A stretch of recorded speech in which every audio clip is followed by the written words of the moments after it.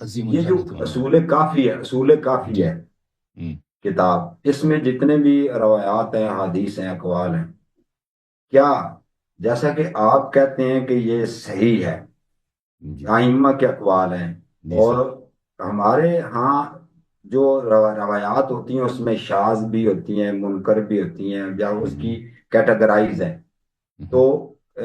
علامہ صاحب نے، شہنشاہ جناب محترم نقوی صاحب نے فرمایا کہ ہاں ہمارے کچھ تفردات بھی ہوتے ہیں، کچھ شاذ چیزیں ہوتی ہیں، تو جب ان بک سے وہ اگر کوئی شاذ یا تفردات ہیں،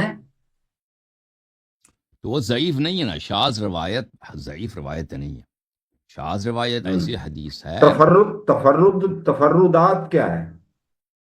تفرد یہ ہے کہ ایک حدیث کے ایک ہی راوی ہو نا، ایک فرد نے روایت کی ہو، وہ متفرد ہے.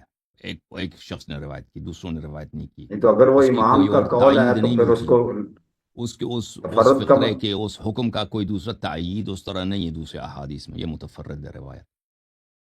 ٹھیک ہے، وہ تو اگر وہ امام کا قول ہو تو پھر جی بالکل. دیکھیں دیکھیں، ائمہ طاہرین علیہ السلام نے ہمیں فرمایا ہے کہ ان احادیث پہ عمل کرو جو مشہور ہیں، جو جن کے اچھا، راوی مشہور ہیں، معروف ہیں، جن پر شیعہ ٹھیک، عمل کرتے آ رہے ہیں. بعض روایت ایسے ہیں کہ وہ روایت شاذ ہے. کسی کو ان روایت، یہ دیکھیں، وہ روایت کو کسی کو چٹلانے کا حق نہیں ہے کہ کہہ دیں یہ غلط ہے یا اس کو ضعیف کر دیں. نہیں، وہ صحیح ہے. لیکن امام علیہ السلام نے فرمایا من جاء بھی اولا بھی، یہ اس شخص کے لیے جس کو ہم نے بتایا.